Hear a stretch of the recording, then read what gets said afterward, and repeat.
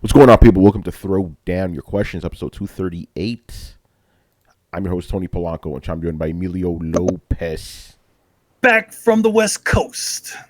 Chris Seeley, Hey, what's up, everyone? Carlos Romero, Yo, yo, yo.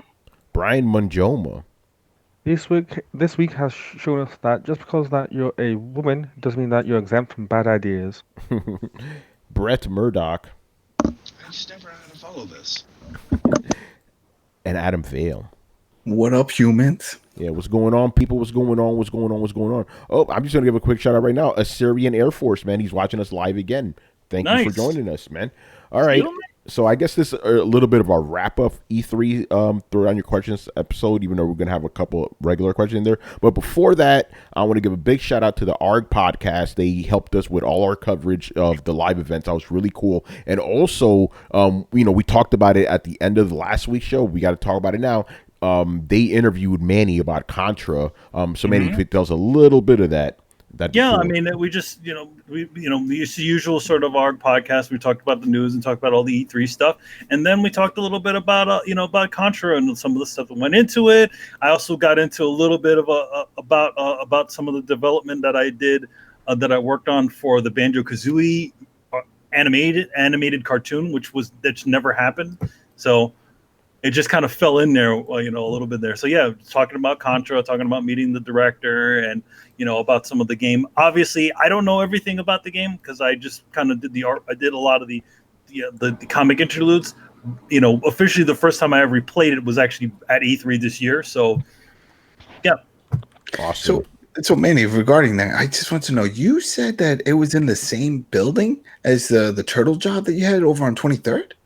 Yes, What's the chances of that shit? Well, no, it wasn't any chances. The way that went was because the company For Kids Productions, for those of you who know that name, they used to produce the Yu-Gi-Oh franchise. They used to do all the voiceover work. A lot of stuff happened. The For Kids went bankrupt, but what happened was Konami bought the localization arm of the company. Oh, So they didn't like the rest of the company because they were pulling all kinds of shady shit, but they wanted the production side so they could continue doing the Yu-Gi-Oh cartoon. Because on staff was the guy who pretty much localized every single episode of Yu-Gi-Oh and translated the card game from day one. So they wanted that company. So that what happened was that they became a part of Konami, and then while they were there, they decided because Konami this year is actually has been doing a lot better. They've been trying to expand some of their arms, so they renamed the company to Konami Cross Media while I was there in April. So yeah, so that's what they did, and the first official big thing that they did was doing the cinematics for the Contra game. All the same people that I worked with about 10 years ago still work there. what? Yeah, most of the people that work there. So somehow they've been able to keep the company close together. So when this opportunity came, I know a bunch of the guys. They knew that I was, a pretty versatile artist. I can pretty much draw any way they would need. So they knew that. Number two, I know the guy, the people from Konami in LA and El Segundo. They could vouch for me, and I've also done promotional work for Konami Europe. So we had all these different arms kind of just falling in the right place. Like, oh yeah, I worked with this guy. This guy was good. And then that's how this sort of thing happened. And awesome. And then the bottom line was also the director Nakazato-san liked my work. So all of these sort of things came together, and I was involved in the comic. Nice. All right. Cool. All right. So I think we're supposed to do something this weekend, but Manny and I kind of forgot about it. But we're gonna do our own interview. Was it conflict of interest notwithstanding? Fuck it. It'll be cool, man, because I want to ask some questions myself. All right, man. So let's get into it. We got some questions, and for this week, we actually let you guys ask us 3 questions about E3. So it should be interesting. So yeah. First up. We're going to shout you out again, brother. Assyrian Air Force, man. He's going to start the show off for us. Nice. So, first question. Was Sony missed from the show because competition is healthy for gaming? Interesting question. Were they missed? Yeah, were they missed from the show because competition is healthy for gaming? I think you're giving far too much credit to the mob. Uh-oh. I don't think the mob, your general pitchfork wielding mob at least, is gonna sit back and be like, I'm really upset that Sony isn't here because I feel like if they were here, it would have bred more competition and caused people to bring a bit more to the show. It would have forced them to show a better hand, put on a better spectacle, and maybe even at the end of the day, put more games in development. That I don't think they look at it that way. The way that they look at it is Sony didn't show up because they didn't have anything, or we're mad Sony didn't show up because we felt like it diminished the E3 experience by not having them there. I don't think they're not thinking 2 or 3 steps ahead like that. And that's not necessarily a bad thing. That's not their job. That's our job, but that's... Yeah, I definitely think, like, the vibe there, I mean, like, I didn't hear a lot of people complaining about, like, Sony not being there. I feel like in the general, the vibe of the show while I was there, people seem to be enjoying themselves, and people seem to be enjoying the spectacle of things, it didn't seem like everybody was like ho hum. People were probably trying to get in to see fucking Cyberpunk and stuff like that. So it wasn't And then the Nintendo out of all of them, Nintendo got a pretty good bump over there, especially with the Zelda game and all that stuff. So I think they were somewhat missed, but I don't think people were that bummed that they weren't there. All it means is just like if they do show up next year, they may have a lot of shit. Who knows? Yeah, that's true. All right. Also, the other thing that we haven't heard yet is actually because Gamescom and Tokyo Game Show are coming up soon. Is Sony going to be at those? That's the bigger question. Yeah, that's a good question. I have an even bigger question. Uh-oh. I'm going to kind of maybe refute myself in previous episodes here, but I mean, does it really matter? Competition-wise, like, I'm starting to wonder how much this idea of direct competition matters, because Microsoft has not been directly competing with Nintendo for fucking ever. They still got their asses trounced by them, though. So in an ecosystem where you don't have the pressure of these companies feel like they're competing against each other, like, who does Nintendo really feel like it's competing against? Nobody at this point. They're in an ecosystem all by themselves. Their Blue Ocean strategy eventually accidentally worked. I'm not giving them credit for it. But it did kind of work. And they still brought out a home run show. They still delivered to the fans. Whereas if you ask Nintendo if they're competing with Microsoft, Nintendo's going to say no. Microsoft's going to say no. But I would say we walked out of E3 clearly saying, well, Nintendo took that show. Just about everybody did. Mm-hmm.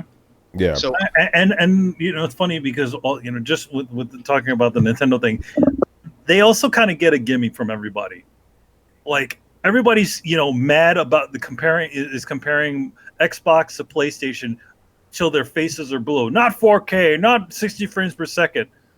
But for some reason, Nintendo's able to get away with a 30 FPS of most games, or bad frame rates, or all the usual bullshit, and everybody's like, "Yay, Switch!"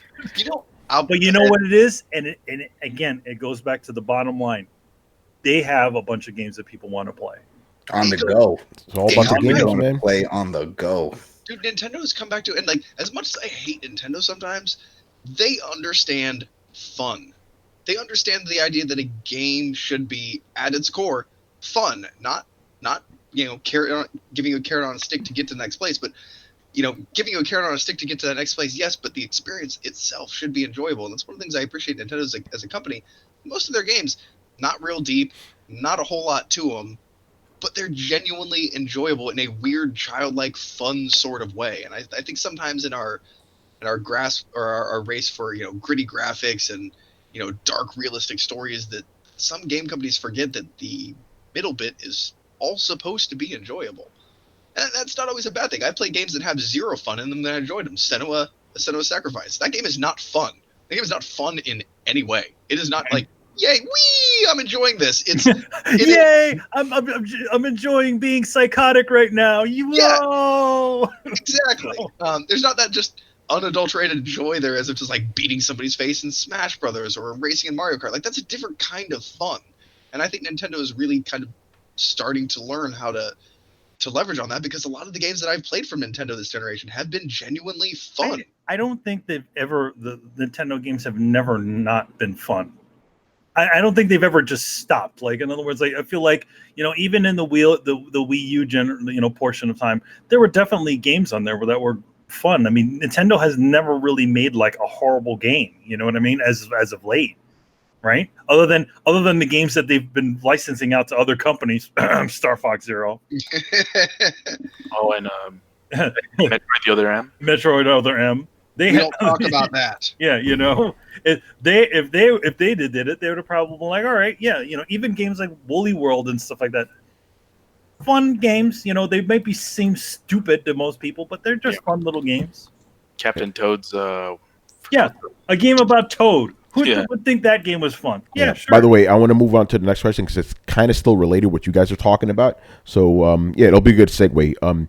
Will Nintendo ever go on par with Sony and Microsoft for power, or will they always be a generation behind? Because the last two generations, it seems they have not been on par with Sony and Microsoft since the GameCube days.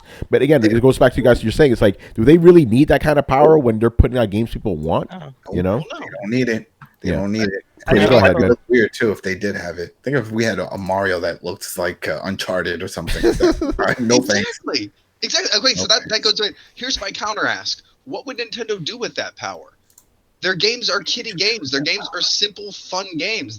What do they need like the ability to render 4 different simultaneous light sources for? It'd be cool.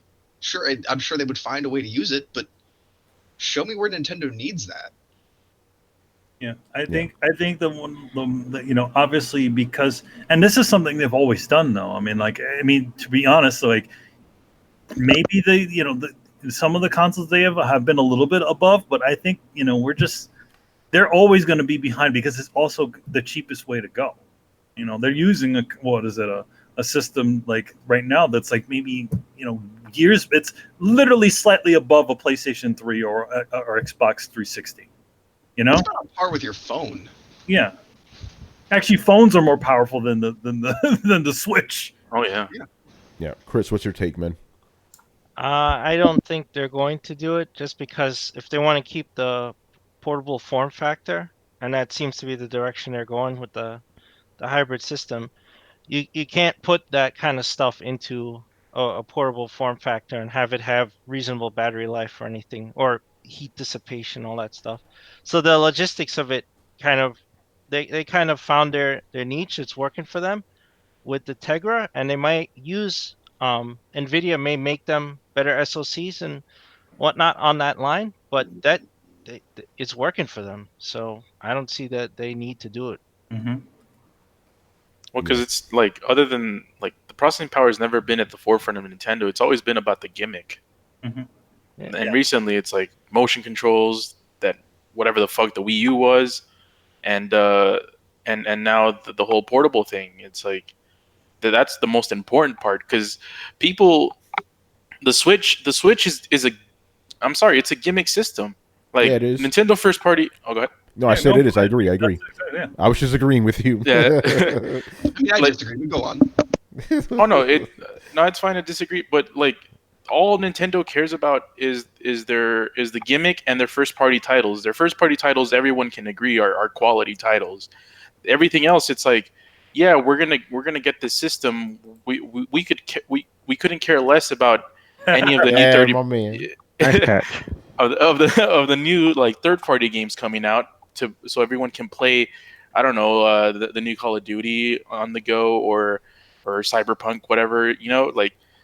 We're gonna put Skyrim on it. We're gonna charge $40, and you're gonna like it. We're gonna put what's it, Bind of Isaac for $40, and you're gonna like it. The Nintendo tax, man. Yeah, the Nintendo tax. Like, we're gonna fucking put Witcher. We're gonna put The Witcher 3. That's gonna be $60. Watch on low settings. Oh yeah, it is $60. Yeah. In 720p. Like, it's like their experience is. We're gonna curate our first party titles.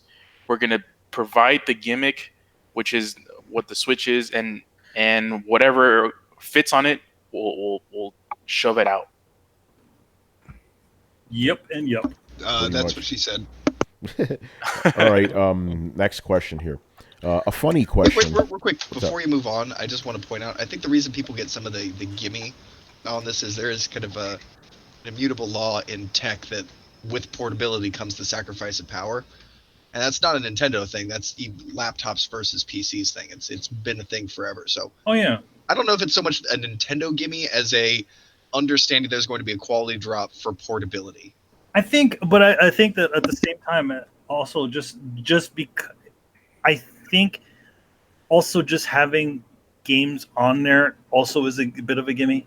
Like, in other words, it's like, okay, yeah, it can't do all the different things that I want it to do, right? But it's got so much. So I'm like, okay, we'll give it that. You know what I mean? Like, I think when people are having fun, people don't start questioning start questioning like frame rates and all kinds of other shit. It's when we start to get further out, that's when it starts to become a problem. You know what I mean? Because how many Digital Foundry episodes have they made about all the like 90% of the Nintendo games, with the exception of maybe some of the first party stuff, all have some sort of technical problem. But nobody's ever not. You don't see the internet blowing up all over this sort of stuff. You know, one this thing is portable, man. Yeah, I'd like to do just kind of and not with you guys, but a survey.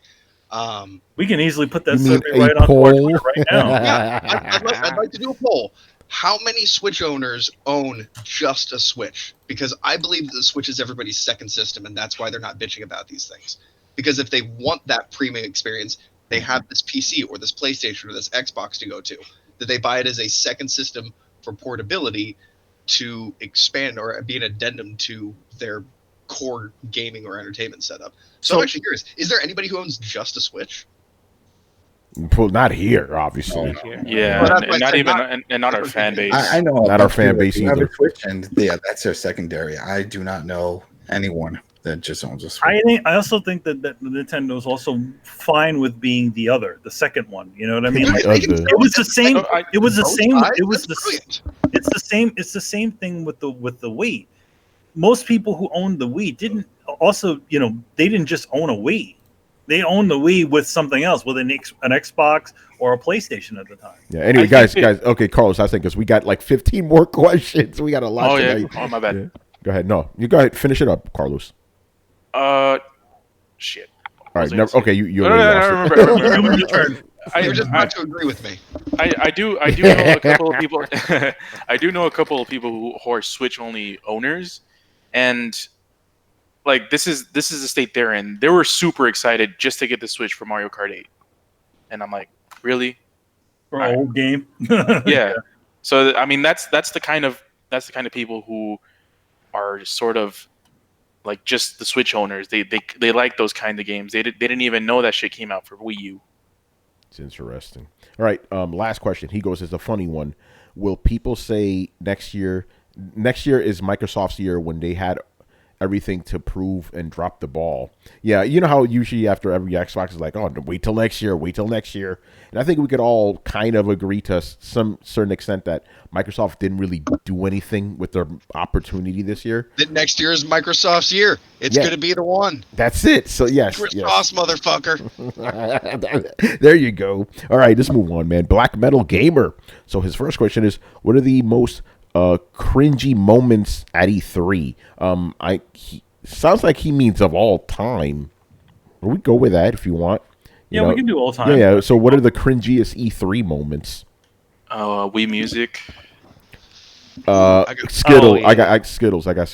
Skittles. Oh, that was horrible, man. Yeah. That was For still offline play. We offer this other system. Yeah, Chris, what was that one Nintendo conference with Avi drums or whatever the fuck that? That was Carlos mentions Wii Music. Yeah. Oh my god. That was terrible. I mean, they had a couple of bad E3s during the Wii days. That was one, and the other one was when they demoed Skyward Sword and it didn't work on stage. Man. That was awkward. I'm sure Miyamoto's like, "What the fuck?" That's what Bill was telling people to turn off their Bluetooth and stuff. Like, dude, nah, it's just not working, man. Yo, what about trying to bust out of Steve Jobs? Man, what about there's a couple Ubisoft ones like There was someone where like for 20 minutes, James Cameron, I'm not making this up, he was on stage talking about Avatar for 20 fucking minutes. And then there was another one where remember that guy Mr. Coffee, you know, like, yo, what is up with this dude right now? You know, and here's one that a lot of people say is cringy, even though I find it the most epic E3 of all time. That one Konami conference, man, for the last gen. Oh my god, with Tak Fuji, or where the fuck his name was? Myriad Troops. Myriad Troops. Oh man, what was it? For me, it was the YouTuber for Ubisoft last year for the Crew 2, and he froze. And he sort of and then they had to go in and send somebody else to grab the mic to continue on. Yeah, that's a funny one. It sucks for them. It's like, oh shit, this dude just froze. Yeah, when they did the whole Just Dance shit in this year's E3, I'm like, what? Why are you doing this? Oh yeah, let's talk about it. What was the name of that shit? Something Quest. I'm like, what the fuck is this shit? You know? The fucking actor from Always Sunny. Yeah. I was like, what? Mythic Quest. I'm like, Mythic Quest. Yeah, that was some bullshit, man. It was for Apple TV only. I was weird. It's like, what? I got another one. Last year's EA conference. Oh, the whole thing. Man. Yeah, man. What about this year's E3? This year's Oh yeah, there wasn't a conference, but it was. Whatever however the hell you called that thing that Greg Miller was hosting. Oh yeah, Whatever that was cringy. Yeah. Okay, I know this is basic, but I have to throw in TV. Wait, that's not E3. That's not was E3 though. E3, It's not E3 though. Oh, that's right. It wasn't. Yeah. Everybody thinks that was E3. No, their E3 was actually pretty good. Yeah. Their E3 was their E3 for the last few years that has happened. Their E3s have been fine. Yeah, for the Xbox One generation, their E3s have been okay. You know, ironically enough, this year's probably been the worst in the last couple of years. Yeah, to be honest, it seems like it was the same level as the previous years. Like it was just longer. You know what I mean? It was just the same. Like it was the same. Like, oh, okay, that was okay. What about Giant Enemy Crab? That was pretty embarrassing. That's you know, PlayStation 2. Yeah, that was PlayStation 3, and then Kaz Harai, you got to get another job. You know. Yeah. Oh man. All right, there's a lot, man. Yeah, there's a lot of them, man. I kind of miss the cringy stuff, man. Like they don't have, like they used to be packed with them back before. Now it's more controlled, you know. Well, this year we did get some fun stuff. We got Keanu Reeves. Yeah, but that's not cringy. Well, it's not cringy, but it's at least something to talk about. Yeah, but we're talking about but we're talking about the cringy stuff, you know. We got the holy trifecta this year. Yeah. All right, any other examples you guys want to bring up? I know there's so many I can't remember. Yeah, I know, man. It's a lot of them, you know. But those are the ones that come to. You go ahead. Think of when Uncharted 4 stuttered on stage. Yeah, I remember that. But that wasn't really cringy. It's more embarrassing. But it was embarrassing, but I got nervous because I'm like, I was so hyped for this game. And I'm like, please don't fuck up this way. I mean, that's all it's going to be remembered for, that type of thing. Well, and then they joked about it. Remember, there was that Ridge Racer. Yeah, that was. Well, you know the thing about it, though, like with the Uncharted thing, it actually worked to its advantage because it actually showed it was running live as opposed to being some sort of cheesy tape that they were playing. You know what I mean? Oh, like Killzone a few years back. Remember Killzone? Yeah, like in other words, you actually saw different things happening as opposed to it just looking like it was pre-recorded gameplay. Yeah. Yeah. All right. His next question we already kind of answered. He asked us what were our favorite games. Refer to episode 238 of Throwdown for that. So his question after that is, what new IP surprised you? That's a good question. Because most of these shows are just like sequels and remakes and shit, you know? I guess... Blair Witch Project, maybe? That was interesting. I'm like, okay, a Blair Witch Project game? I'm intrigued, but I don't know. I mean, it's hard to have an opinion on just like a sort of CG trailer. Mm-hmm. But I'm intrigued by it. It's going to end up the same way as every other like amnesia type game, where it's like, oh, you have a flashlight and you're in this dark, spooky room, and the thing will chase you. Brian, spooky. Exactly. Our game looks interesting, but again, we didn't see much. That's right. Yeah, that Ghost game. Rider. Ghost Rider. What was it called? Ghost Tokyo something. I don't know. I think for me it was roller derby because we don't have a roller derby game. So I'm like, how is this going to play out? And I just hear comparisons of like, oh, this is going to be this generation or the next generation's Rocket League. That's what they're going for because it is free to play, type of thing. But it looks interesting. I'm looking forward to playing that. Yeah. Even though we only literally just got a logo, Elden Ring seems interesting to me. You know, just because of who's behind it. Ghostwire, thank you for that. Yeah, the Miyamoto game. Yeah, I mean the fucking. Yeah, it's the George R. R. Martin. Miyazaki game. I'm like, I don't know what's going on, but I like those two guys. So Mio, what was it? Martin Zaki. Yeah, Martin Zaki. Ghostwire. Yeah, Thanks, Ghostwire. Sketch. What's the Platinum game? That looks kind of interesting. Going with the cops. Astral Chain. That looks cool. You know. So, what was the exact question again? What were your what new IP surprised you? Mm-hmm. / what new IPs interest you? I mean, I don't know if I can throw Outer Worlds into this, but I was psyched for Outer Worlds. I just needed the confirmation, and I think that I got it. Okay, you can like Outer Worlds. Yeah, you can like it, man. No, I'm just okay. Not to geek out for a second, but this is the time and place for it. Like, come on, it looks like an original open world game from a legacy developer that has a lot of character of its own. I mean, they're full on letting you. This is the first time since GTA where they're full on just kind of letting you be like, you want to be good, you want to be bad, you want to be a complete fucking psychopath, whatever you want to do. And I know that they're really good at that kind of game, and we haven't seen a game undertaking like that, in my opinion, since probably New Vegas. So basically, you're excited that it's a Fallout game that's not shit. Yeah. Oh, Yeah. Damn. Dude, okay, no, and I'm not even going to take offense to that, because how long have I said that I want somebody to do, as soon as somebody does what Fallout or does what Bethesda does better than Bethesda does, I'm going to be excited. But the problem is that I believe that at least, but there has to be some either limitation or engine problem or something like that keeps them from being able to do that. And I don't imagine I'll be able to fuck with every open thing in the world in Outer Worlds, but I'm excited to see somebody else at least try to do what Bethesda does, and there's not anybody else more qualified to do it. So, fucking awesome. Wait, so you're saying there's no one else more qualified to do it other than Obsidian, or are you saying that no one else is more qualified to do it in general? I'm not going to say that Obsidian is more qualified than Bethesda, because I don't necessarily fall on the like this. A lot of people don't like that. I don't think New Vegas is the best Fallout game ever. What? Yes, man. I fall in the camp of it was good, but it was also the most problematic and buggy. So it'll be really interesting to see what Outer Worlds comes out with. Not only am I thrilled, and they're using Unreal on that one, aren't they? Yeah.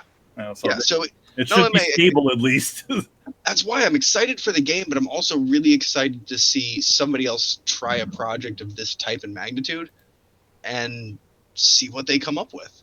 Mm-hmm. I mean, if they come up with something incredibly broken and janky, like they may come up with something that makes Fallout look smooth and polished. Oh man. All right. Any other new IPs that surprised you at E3? The fucking Ninja Theory game. It didn't intrigue me. But it surprised you. It definitely surprised me. Yeah. Are you sure it was? Actually, no, Carlos, it surprised you 3 days before E3 when it got leaked. Oh, that's true. Yeah, we gotta count the leaks, so otherwise we ain't got nothing to work with. As a matter of fact, who told you that about that game, right? It was me. Like in real life, I'm like, yo, Carlos, you heard about this shit? Because it happened that Friday. It's fucked up. Yeah, man. It's. Yeah, but it was looking forward to it. Yeah, I'm not looking. But it's a surprise. All right. Next up, G Megaforce 1, 2, 3. All right. Do you think the emphasis on CG or in-game trailers this year hurt some games? In the case of Avengers, wouldn't it have been better if they just shown the game being played live? So yeah, that was one of the complaints about this E3 in general. Like one of the reasons, and I said this like on both shows, like one of the reasons Nintendo won E3 is because all the shit they showed was basically like actual games. Like everything else was just so CG heavy this year. So did you guys think that hurt a lot of the E3 games? It definitely hurt Microsoft. Yeah. Except Adam, because he loved that Gears 5 trailer. I told you that. When we saw the gameplay the first time, I'm like, I'm sold. This is it. That's it. I don't need to see it anymore. Yeah, I remember saying Square Enix and Nintendo won purely for the fact that all the games they showed, or most of them, were actual games, not just CG. Microsoft was all CG, Bethesda was all CG, fucking, whoever else was all Ubisoft. Like, come on, man, what the fuck is this shit? Yeah, but y'all are assuming that the games they have to show behind those CGI trailers were any good and not complete trash. No, that's a whole different conversation, Oh no, that's what I'm saying. Like, was it bad for E3? I don't know. If the games were trash, no, it wasn't, because showing the actual games might have been a worse choice. Yeah. So as I remember, on the show floor, but it was only appointment only. The Avengers game was actually playable. So I'm like, why didn't they show that? Well, I mean, like Adam said, they showed off Gears and Gears 5, but it wasn't at the press conference. Yeah, they did that shit with Cyberpunk too. Not oh yeah. This year. Although I guess yeah. This year too. Well, this year, Brett, this year did they even show that much gameplay during the Microsoft conference? I don't think so, but the way that they did it makes it really tough to tell, like, where they're trying to cut in blending gameplay. Like, there are some points where, like, that could almost be gameplay, but I can't fucking tell. And that should be a good thing. But also, like, I want to see the actual gameplay, because I'm like, again, I want to know, like, is this going to be fun, or is this going to be like playing a really boring movie? Yeah, because we got like a gameplay kind of tutorial kind of thing, like video, like a couple of months ago. And I was expecting to see more of it, more of kind of that, maybe not that long, but something. You had that ass something. Got nothing. We're seeing a weirdly little amount from Cyberpunk, and I don't understand. Like, Brian would probably be able to be the one to explain this best. Well, he's an apologist, Damn. We got to see 40 minutes of gameplay last time. Yeah, I'm pretty sure that we've seen more gameplay of Cyberpunk than Last of Us 2. And it's not coming till next year. Wait, so but was that gameplay though? Even though we have seen more gameplay of Cyberpunk than Last of Us 2, yet somehow we've seen very little stuff. It's like, really? Like, it's 40 minutes. That's more than most games show ever. You mentioned Last of Us 2. That's a low blow. Hey, I don't choose the facts. I just quote them. Last of Us 2 doesn't have anything to prove. This is a new IP. Hell yeah.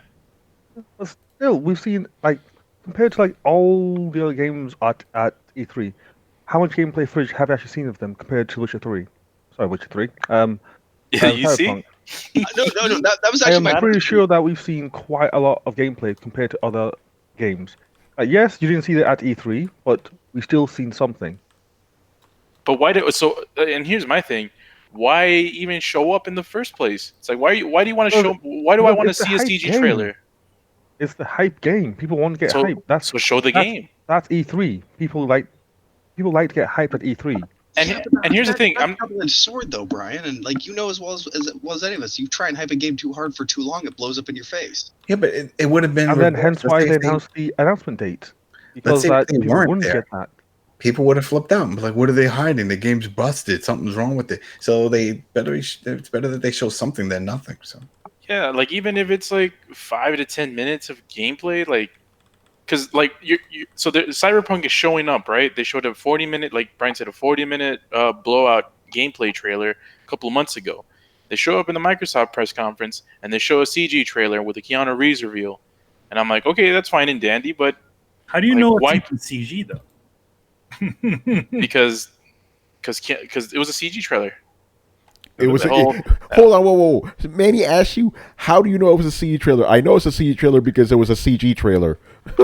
Just got to point that out. Hashtag facts. I mean, to be honest, it looked about the same as the rest of the game. Yo, Carlos, what if that shit was so next gen it looks CG, man? Well, I mean, it could have been running on the Scarlet. How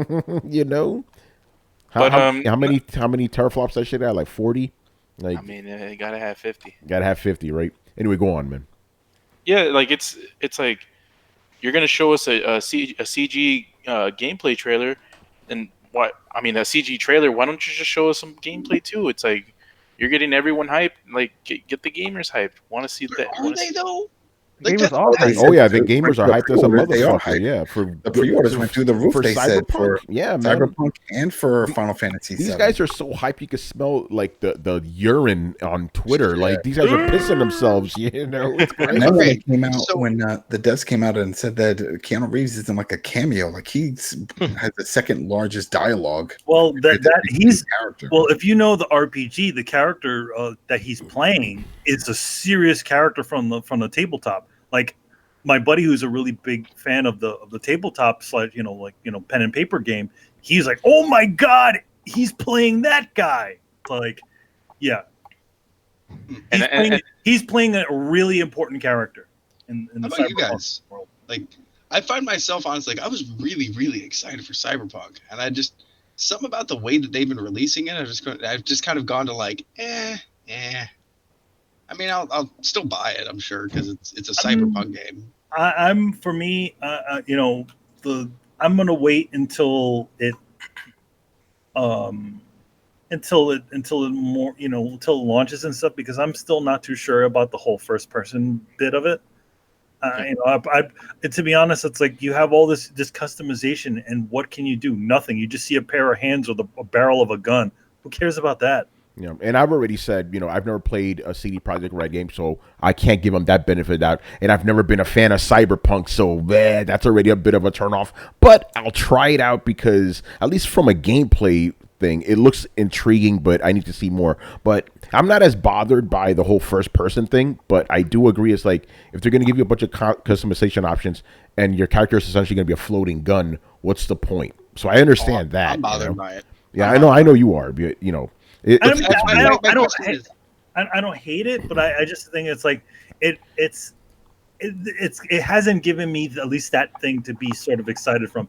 I'm seeing all these really cool aesthetics on everybody else, and I'm seeing the characters. One of the first things they show was the character creator, but I'm like, what? The only time you're gonna ever see that guy is if you look in a mirror. Yeah, cutscenes, I guess. Yeah, cutscenes are probably going to be it. Yeah. My biggest question is: has their hype train actually gotten any of you more hyped? What happened? No. Again, I need to see more. I know.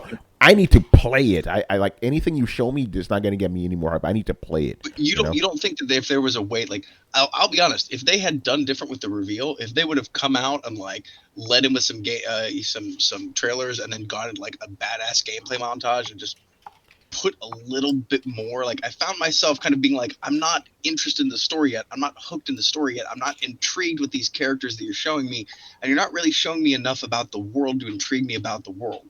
This just seems like a snippet from something that's going to make sense and matter more later.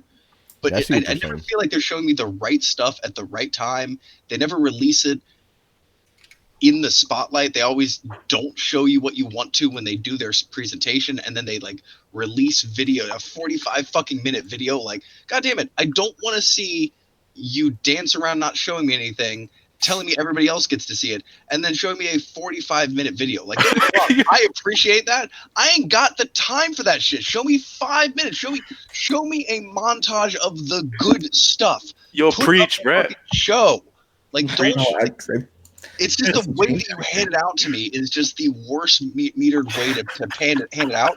And I've actually found myself getting less and less hyped by it because I'm just like, I'm confused by it. Like, you've already sold me on the cupcake. Quit telling me about how you bake the batter and you're adding saffron and fucking lavender to it. You're making me want it less. Yo, Brett, shout out. Like it took me like 5 seconds to get the whole video of someone dancing and shit. That shit was hilarious, yo. I don't know if everyone else got that it. went over my head. The Paris video. Shit! I don't think Brett even got that one. Then it's like they just get the video, we get to see it. It's all right. I mean, people are already hyped, and it's a year out, so I don't want to see anymore. I don't see the desire for any of this. I gotta read some of the stuff Sketch is saying, man. Controversy. He goes, no one is questioning Death Stranding got and then he goes, how is this any different than a Kojima snippet with whales and everybody drops a deuce? I'll tell you the difference, and I'm speaking for myself, obviously. I don't know CD Projekt Red. I never played games. I know motherfucking Kojima. That's why I'm hyped. You know, I can't speak for anybody else. For me, like, I'm just supporting the Death Stranding because because it's something that Kojima wants to do. I've said this before. I don't fool myself into thinking that this is going to be a tour de force game. It may absolutely stink, but I'm willing to go along with that. For CD Projekt Red's game, Cyberpunk, I know the Cyberpunk games, but I kind of don't. It hasn't really hit that mark for me yet. Even though I've seen like 40 minutes of that 40 minutes and that other thing that they showed, and I've seen Keanu Reeves in there, I'm not sold on it yet. You know what I mean? So like I'm like seeing like, it looks cool, but I'm not feeling it yet. Like something hasn't flipped the switch yet. If I'm gonna go and buy that one. Yeah, he says some of us have experience with CD Projekt Red making some awesome shit with Witcher. Yeah, and you should be hyped. I'm not. Exactly. But I need to stop this right now. Are you trying to say that because I'm hyped for Death Stranding and not hyped for CD Projekt Red, I'm telling you to not be hyped for CD Projekt Red? That makes no fucking sense. Nobody said that. But of course, you should. If you liked all the Witcher games, even the first one, you should be hyped for Cyberpunk, and I am not taking that away from you. I don't know where that weirdly came from. No one's telling Get Brian hyped, not to be hyped. Hey, we're just telling them that he's wrong. Not the boss of me. I'm not telling Brian nothing. Brian, be hype. And as a matter of fact, I remember me and Brett telling people, it's like, you should be hyped for shit. It's good to be hyped for shit. Even if you're let down, at least you had that moment of happiness before you got let down. You know what I'm saying? And okay, a couple things I want to put on the record here. One, I too also have experience with CD Projekt Red games. All three of them actually. Put over 25, 30 hours into each installment before I decided that I didn't like them. So I may not have as much time in the game, but I have as much skin in the game as anybody else. And if in terms of being forgiving, I've given a company that hasn't produced a game I've really enjoyed over $180 of my money, because yes, I bought collector's edition because I love them as a developer. I don't care if that makes sense to you. Fuck you. The other thing that I do want to clarify is I have never said anything positive about Death Stranding. Mm-hmm. Not once. I don't know where you're thinking of. I'm jogging Death Stranding's dick over here. The game looks like a weird combination of attempting to be existential terror mixed with mind-numbing boredom, and then tries to caulk up all the cracks in its half-baked story with weird baby shit. Like, it just seems weird for the sake of being weird because it doesn't have the points to connect the loop. I understand Kojima is a fantastic storyteller.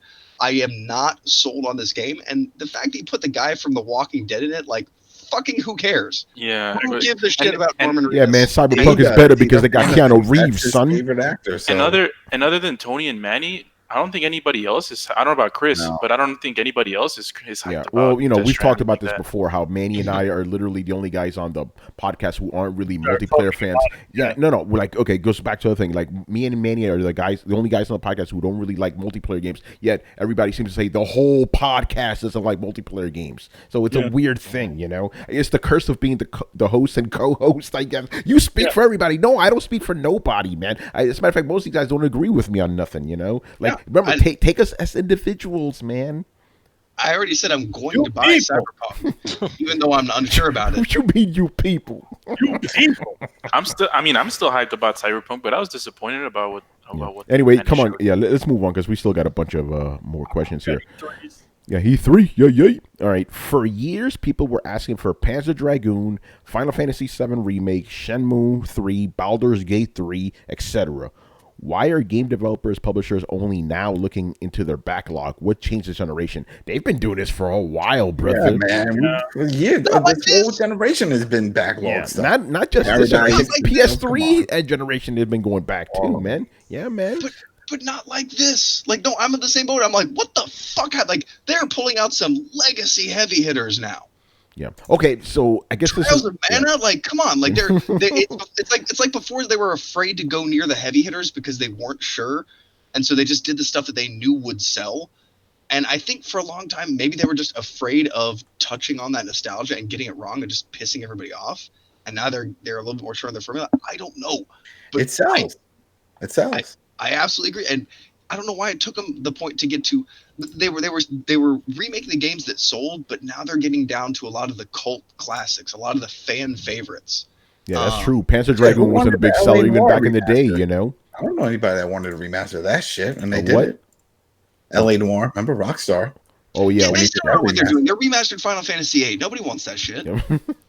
They're still taking shots in the dark, but I think they're figuring out that there are cult classic games that, while they haven't sold well before, they have such a good word of mouth that not only will the people who originally played them play them, but the people who have heard about, like, everybody's heard that Final Fantasy VII is one of the greatest video games of all time. Half the fucking gamers out there haven't actually played it, but they're going to because the other half told them about it, and that's what I think they're picking up on now. Yeah, and then Resident Evil 2, which came out this year, it actually sold more than the original one, which is insane, you know? So, I don't know.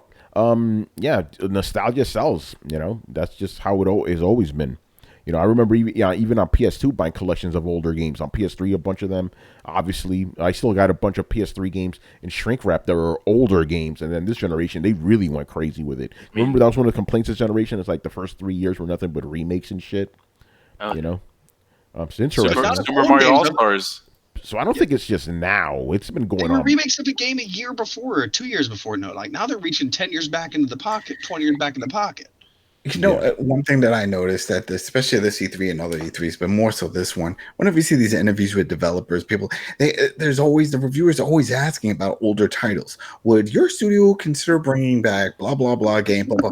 I mean, people want old shit. They want old stuff remade to work on modern consoles. That's just the way it is. And so that's it. That's the demand.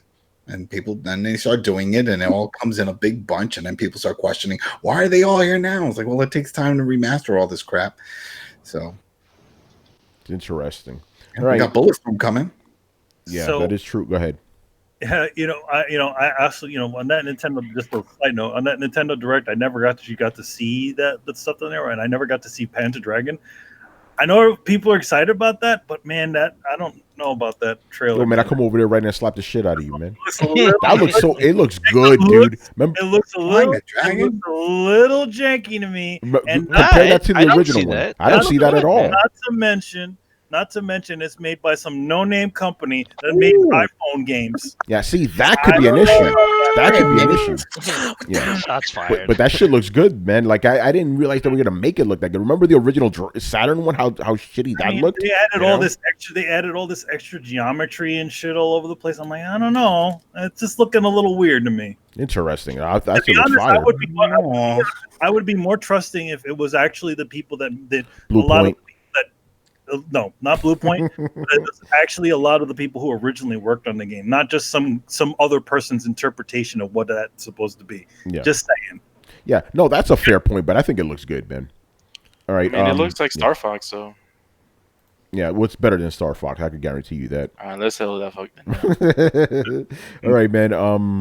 Okay, are you worried about the amount of filler that's going to be in Final Fantasy VII Remake? I mean, they kind of have to add a bunch of filler and side stories that wasn't in the original if they want to expand the Midgar section into a full game worthy of 2 Blu-rays. He's right about that, you know? Well, no, I mean, to be honest, the game lasts all the way up to when Eris dies. No, it doesn't. No, they confirmed the entire disc.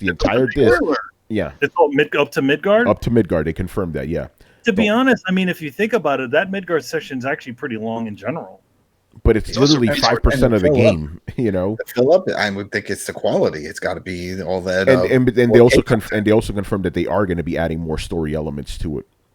Okay. You know, so he's just asking, are you worried about that? You know, being no, I don't. I'm not exactly worried about it. Yeah, go ahead, Brett.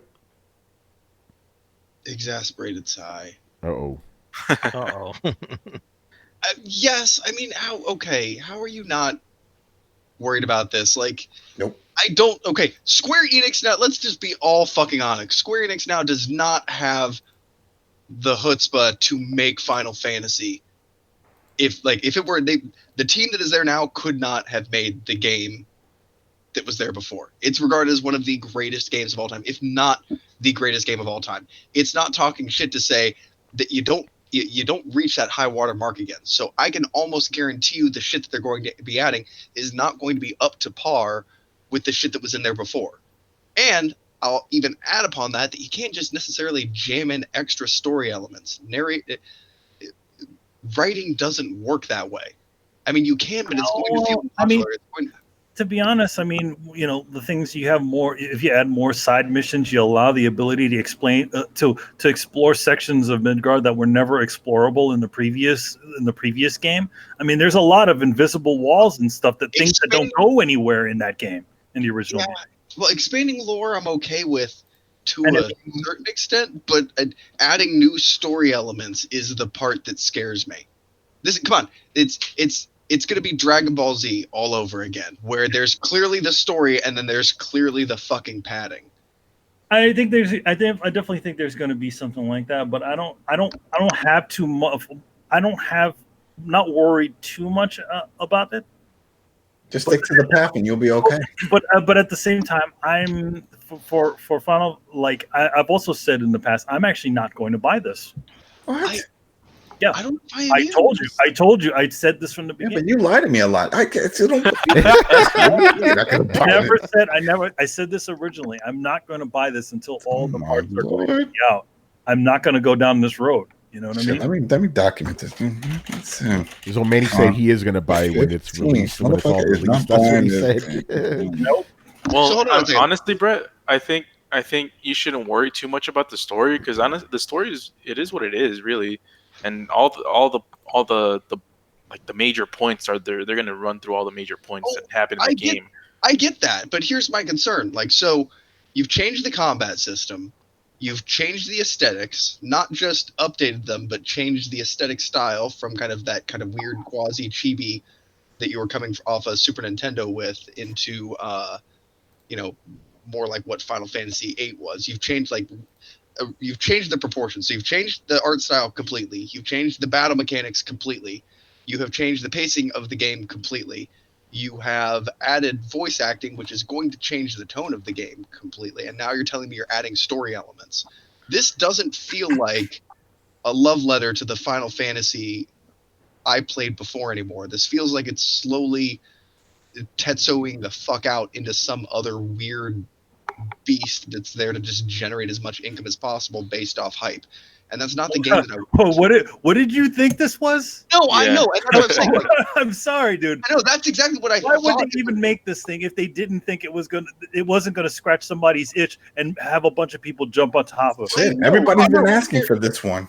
They're corporating it all up. You know exactly what I mean. Corporating. It was already corporate from the beginning, man. That's it. They could have just left it at doing the port from the mobile game. No, they could have just updated the graphics on the fucking thing, added some voice acting, and been fucking done with it. Sold 7 million copies and laughed all the way to the bank. What was that? That would have been cheap. We would all been like, they could have done more with the money they have with the technology. No, you don't need to fuck with perfection. It's like the new fucking Lion King. Like, you think you're gonna get better than the original animated Lion King? You're not. The best you can do is make it look prettier, and you can't even do that with that one. This one, you can at least do that. You can give it. You can just kind of tighten everything up. Fuck it. I don't care. Put it in Advent Children art style. I'm even okay with that. But man, like, leave the battle mechanics the way they were. Leave the core experience the way that it was. And they've drifted so far that by inch and degree, and it's been by inch and degree. We all knew it was coming to this point. I'm just sad that we finally arrived here because there was some small part of me that hoped that one of my most childhood memories could get out of this without just being raped. But clearly we can't get there. Oh, that's a bold statement. I don't think it's exactly being raped, dude. Dude, it is changing. Number one, I mean, not forcing me to do it. I guess. Okay, I don't have to play the game. Yeah, you don't need to play the game. To be honest, here's the thing. I did feel that sort of trepidation before I actually got to play. I know everybody in here didn't get to play. I thought it was genuinely fun, but also in its own way. Like it's sort of like they almost exist. It's like the same sort of story, the same story elements, same beats, but just kind of made for modern audiences. But I don't want it. I know you don't. I know. I'm to be honest, I would have been the same way. Like, what if we just did like a spot-on recreation of the experience of Final Fantasy VII, as opposed to kind of making it this sort of action RPG? But I think they're trying to go as wide as possible. That's why they're making it where you have, light attacks and heavy attacks and, some other things. You know what I mean? And here's my only problem. And the sad thing is that for some reason that sort of old school, like like turn-based RPG stuff doesn't seem to fly even nowadays. And I even a couple of guys on the show said, I don't know if I'd play it if it was a turn-based. But if people don't have that time, that's what it is. It takes time to think and do it. I mean, everybody wants click. So that's the whole point. I was like, you have to strategize and think of that. Shut the fuck up. I just want to click and kill things. Can I do that? Can I do that? Well, we click and kill. That's a different game. And see, that's my point. Like, my only problem with all of this is, and I think I'm one of the few people that's thinking this way. It's the whole conundrum we had with World War Z. Fantastic fucking book. And they come out with a movie that is based not even remotely on the book. It just has the vestigial elements left of it. And it's a movie about Brad Pitt saving his family. And now I just want to come out with a movie that is a 1-for-1 remake of the book World War Z and title it Brad Pitt Saves His Fucking Family. Because the thing that makes me mad about this is, because this is here, we will never get that Final Fantasy remake. We will never get that true recreation or that update that brings that core experience to a new audience or to us. Like, we will never be able to share that core experience. We are only going to get this weird telephone version. It's this or nothing. They could have come out with Final Fantasy VII Addendum and had this be a big launch that combines the battle tactics of Final Fantasy 15 with the story and art of Final Fantasy VII or something like that. I would have even taken a lower budget remake, just something that was fucking playable at this point. You can still play the Final Fantasy VII on Switch. That they ported the mobile version, and then that's it. Maybe believe this new one never comes out. Like, oh, you seen that new one? What do you mean, the one that they just ported over? Yeah, I got that one, and then walk away. I think that's the way I'm gonna have to go. I was hoping this was gonna land at least a little closer to the original, but at this point, like, it's become something foreign to me. And when we're talking about a remaking of one of the most beloved games ever, I don't feel like it should be foreign to me. I don't feel like revisiting it should be like a new experience. I feel like it should be fucking revisiting it. It's not the thing that it was supposed to be. We ended up trying to make a bicycle, and we ended up making a Pinto. Great, we made a car. We're all very proud of ourselves, but it's not the thing that it was supposed to be. And we can't all sit around patting ourselves on the back talking about what good gas mileage it gets. It's not what it was supposed to be. And it can be this thing for other people, but the fact that it stands in this place means we're never going to get the thing that we want. And I think that's the thing that makes me so angry right now is this is the nail in the coffin that says I will never get that Final Fantasy that I've been hoping and waiting for fucking 20 years for. Ever since they teased us that original fucking trailer, that original fucking update. That's never happening. We are never getting that. Fuck you. And this is the Final Fantasy I've been waiting for. I'm happy. I'm rubbing like my leg like a cricket. I'm like, I can't wait. This is what I wanted. Officially, Adam, when it first came out, like you did not like that game. No. I was sort of forced to play it because remember I worked at Software Etc. At the time, and they were like, all right, you got to bring this shit home and play it. It's going to be a hot game. Everybody's going to want it. So I'm like, fuck. What is this? Bring up a play. I was like, oh shit. It's got a bunch of discs. This is interesting, and it was kind of cool. Mm-hmm. Yeah. All right, man. Let's move on. Bob Ross's pubic fro ban. All right, this is an interesting question. It was two questions, but I'm combining them into one. They're fine. Who was the hottest guy / girls at E3? I don't know if he means real people or fake CG people. Is it Richard Bailey was for me. Richard Bailey. Yes, very interesting. That was good. Every time I saw footage and pictures, there was always all these rubbing your nipples and shit, taking them out. Some people I was like, whoa! I was like, I hope he caught that because he could have had some action. I mean, I think we all agree it's Manny, right? Yeah, of course. I mean, like booth people? Yeah, I think he means. Actually, he didn't say that. He didn't say booth people. Did they have booth chicks? Is that a thing? No, it's not a thing anymore. That's not a thing. No. You were not there. Oh, there was some booth babes. Oh, did that cause controversy? Because every time I've been there, there was never been any booth babes. Except for the first year I went to E3, there were booth babes. Then after that, none of them. So which booth? I can't believe you're making me be the voice of reason here. But Tony, Manny, think real hard before you answer this question. Oh, I'm not answering this fucking question. I'm not answering this question at all. It was not. The booth babes were actually not video game related. Any of the places that had booth babes were actually places that were not video game related. There was one energy drink was there. There was actually a couple of energy. Actually, Manny, funny you bring that up. The energy drink. There was an IGN, writer, female, who was complaining about that. Oh yeah, that energy drink booth was literally had like full on booth baits dancing around, and they slap a pin on you and give you some of their crazy drink. So yeah, I heard some people complaining about them. I saw a video and a guy was walking around just filming stuff, and a chick went up to him and gave him like some glasses for some kind of 3D wall or something, and she looked like a booth babe. She said, "Here, put this on," and he's like, "What?" And he had to look at some 3D wall. So I don't know. I mean, there wasn't. I mean, that was the most prevalent one. I think that one was the one that had a. It was mostly places that were not video game related that had them. Like that kind of makes sense. Yeah. That makes me sad. I love booth babes, but not for the reason that everybody thinks. Yeah, they haven't had booth babes like official ones since the complaint started. Square didn't have booth babes, but they did have a bunch of very attractive ladies as Shinra agents. And they were awesome though. Like they were all Shinra'd out. Like they just like act like, you know, they're checking your shit. Like, what is this here? Like they look pissed. And I'm like, these girls are awesome. As long as they know source. One of my favorite things to do whenever you're at any kind of convention is if you run into a booth babe, just start questioning them about the things at the booth they're at and see how quickly they run out of answers to give you. That's the big difference between booth days in the old days and like, you know, current people who represent the booths. And now it's because a lot of the people that are representing the things now are actually fans of the things that they're part of. So like I'm sure as I was talking Final Fantasy shit with the, you know, like just totally playing up the Final Fantasy shit with this girl at the Final Fantasy booth, and she knew what I was talking about. See, that's awesome. That's what I'm saying. Like nowadays, you find like basically cosplayers manning booths. Yeah. Yeah, because a lot of these companies, you know, they look for the big famous cosplayers, and most cosplayers, despite what a lot of people say, they actually are fans of this shit, so they know what they're talking about, you know. Yeah, like, so I think that's cool because you're right, Brett. Back in the day, bro, 10 years ago, they didn't know shit. No, they had a thing that they had to say, but yeah, most of the people that run the booths nowadays, you know, like run the stations, a lot of those people already know the video games that they're playing. So I feel like we get one, you know, we may have lost one, but we kind of got another where you have an actual enthusiast who's actually sitting next to the thing there.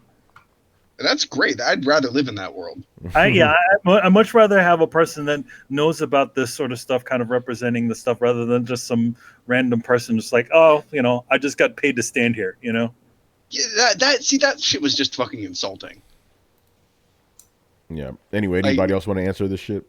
I'm not answering this fucking question. I always felt they were just eye candy, you know. When you would see them in Comic-Con and stuff, sometimes when they used to show up, I'm like, I don't want to ask you any questions. Just want to stare at you and make funny faces. What is the chick that Bayonetta was based off of? Her presentation? Oh, Izumi. April from Ninja Turtles. Yeah. She's just adorable. Yeah, she's like adorable. not even like oh, she's just like, oh, I want to eat your face or something. I don't even know. Okay. Spooky. I mean, she's just adorable. She really is adorable. She was. I wouldn't say hot, but endearing. Endearing is a great word. Yeah, for her. Yeah. Like I said, I liked her because she actually she was generally enthused to be there, not just I'm reading off the you know the whatever card now. It's like, all right, man, you know that was cool. Yippee-day! You know that was cool. But no, here's my answer. Like, I don't. A lot of those people that I saw were not very attractive. It was Keanu Reeves, wasn't it? Yeah. Oh, well, he was, but that's Keanu, obviously. Whoa. So you're saying you're breathtaking. Yeah, you're breathtaking. Whoa, you're saying you're Dracula, dude? Man, he was so miscast for that film. I love Bram Stoker's Dracula, but I'm like, what is this surfer dude doing in this movie? You ever find out why? And it's all because of Winona Ryder. Winona Ryder was actually going out with Keanu Reeves. That's right, yeah. Yeah, I'm going out with this really awesome actor. And it was him. To Francis Ford Coppola. No, but I mean, people knew him by that time. You know, he did like Point Break and shit. Like, no, but I mean, he was not on any sort of level. You know what I mean? Man, he was already in Bill and Ted's Excellent Adventures, man. Again, not on any level. He was. What about Speed? Yeah, he was on. No, Speed was later. That was after. Yeah. Speed was hey, man, he was already something in my heart. I mean, yeah, like he was popular with the kids, but I mean, he wasn't on like that level. Yeah. Whoa. Not like Carrie Elwes, who's actually a really good actor who should have been that character that he was playing. Yeah. All right, let's move on. What made you realize that? Oh shit! What made you realize that E3 is a waste of time? Damn. Damn. Tell us how you really feel, bud. I think we covered this before. Some of us agree, some of us don't. But yeah, I feel E3 is kind of irrelevant now, especially because not only because there's so many other gaming conventions around America and around the world, but because think about it like this: Death Stranding commanded more attention than E3 did. How insane is that? And they just threw a video out there, so companies could do that. It's crazy. I would disagree. Really? So when Death Stranding video I would came out, disagree that people thought other games were more exciting than Death Stranding. They probably were, demanded more but attention. yeah, but my point is, like, they commanded a lot of attention, like E3 level of attention, without being at E3. Because it's Kojima. Like, it's Kojima. Like, we all know the stuff that he went through, and he's the industry darling. Like, to most people, he can do no wrong. Like after like E3 like started underway, I didn't hear anyone mention Death Stranding at all. Like, it's only now, you, Tony, you are the first person that's mentioned Death Stranding since before E3 to me. I've not heard anyone That's interesting because that's one of the things like people are like, oh fuck, we can't see Death Stranding. It's like you already saw Death Stranding, bro. So, Tony, are you trying to tell me that in like a 72-hour period, more people took 3 minutes out of their day to watch a video about this thing that they heard of than take the weekend off, pack up, possibly go across the country? 8 minutes, man. Oh, 8 minutes. Oh, excuse me. 8 minutes, 51 seconds. Yeah, exactly. Yeah. But yeah, my point is, like, you do not need E3 to generate hype. Death Stranding did it. It's very simple. As a matter of fact, fucking Final Fantasy VII generated like pre E3 hype. Like you don't need E3 anymore. Those things where they're already generating their own hype. Kojima's releasing a new game. His new trailer's out. That's all you have to say. Yeah. And then Final Fantasy VII Remake, like, it's like the game that it's like the remake that people have been looking for since the PS3 started. Like, if it was like any other game, no one would have given a damn. Nope. Like, seriously, this is why no other game before E3 is being talked about, because it's not those two games. Like, you can do it for some select games, but for any other title, no. Like, so you're saying that you could only have these announcements. Go ahead. No, Rockstar could have come out and done like, hey, we're making GTA 6 before E3, and then you still have said, oh, you don't need E3 anymore. Yeah, because that's Rockstar. That's GTA 6. Like, these are titles that people are wanting and anticipating. Like, if it was any other game that you don't know, I don't know, made by some bumfuck developer from like Eastern, like Norway or something, we would have just said, no one cares. Dude, what about Astral Chain? What about Deathloop? Well, okay, Astral Chain we already knew about because remember it was shown at a Nintendo Direct, and that's another one. Nintendo Direct. Think about it, like that was shown during E3, but they could have shown that same thing before E3 and still got the same amount of hype. That's generally my point here. It's like these companies could do their own thing and get the same amount of hype without needing E3. Only to people in the know. And that's what, like Brian's saying, is like, yeah, of course people heard about Final Fantasy VII and they went to check it out. Of course people heard about Kojima and they went to check it out. There's a lot of people who kind of are, they come into orbit of video game news about once a year. Like, do you think like half of my friends know about the shit that's coming out unless I tell them? Or they know about E3 and they hear about all the E3 news because they know E3. They're like, oh, E3's coming up. There's going to be a bunch of video game news. And so this is the first time they're hearing about some of this stuff. Are you sure about that? Because I don't think anybody outside of gamers even knows about E3. I could be wrong, but no, it's on the regular news. NPR covers it. Regular news channels are covering. It's like, hey, there's a gaming convention going on, and we have our guy out. But here's the thing, Adam. But why don't they could also do that for PAX East and West and South and all these other ones? They could, but E3 is the biggest one, and it's just like CES, same thing.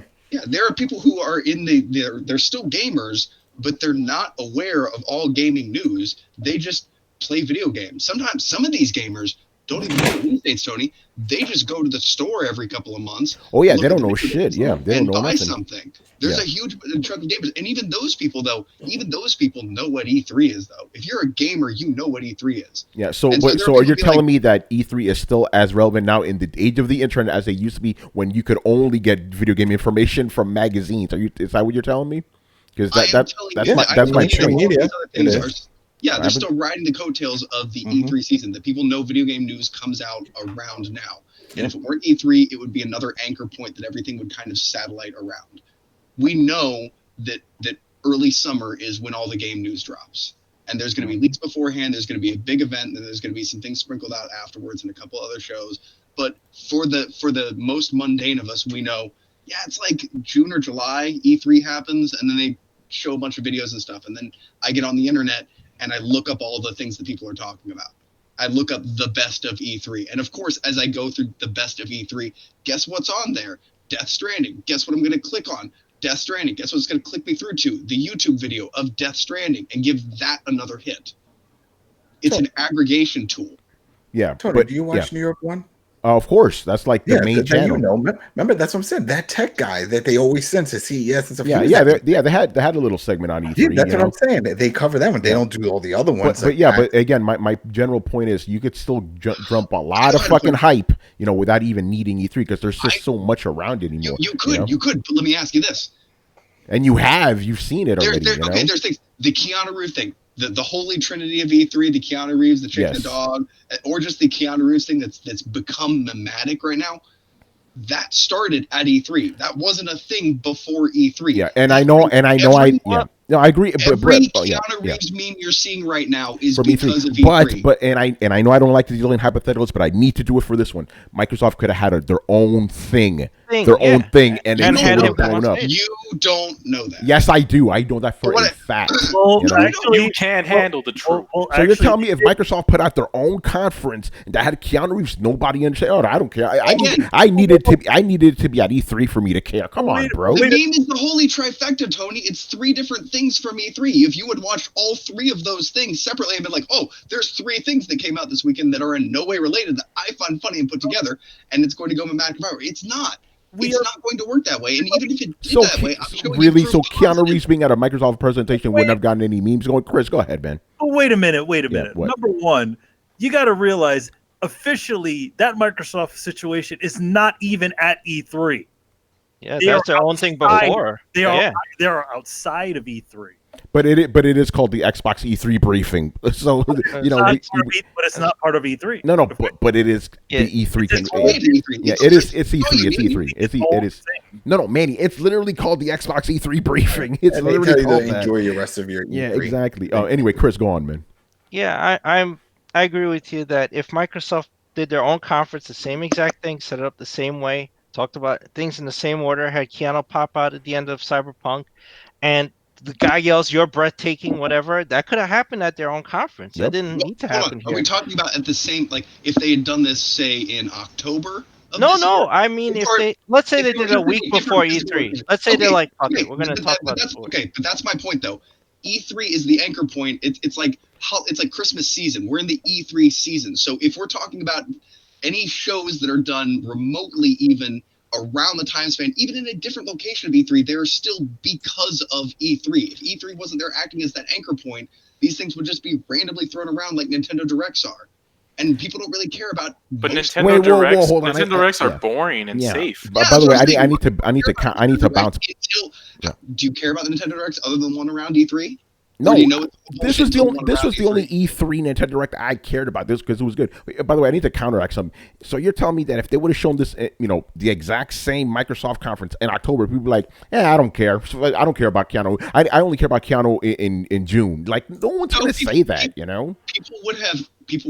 Some people would have cared, but it wouldn't have had that immediate brief exposure. It would not have had all of the things right. Again, it's the whole meme was the holy trifecta.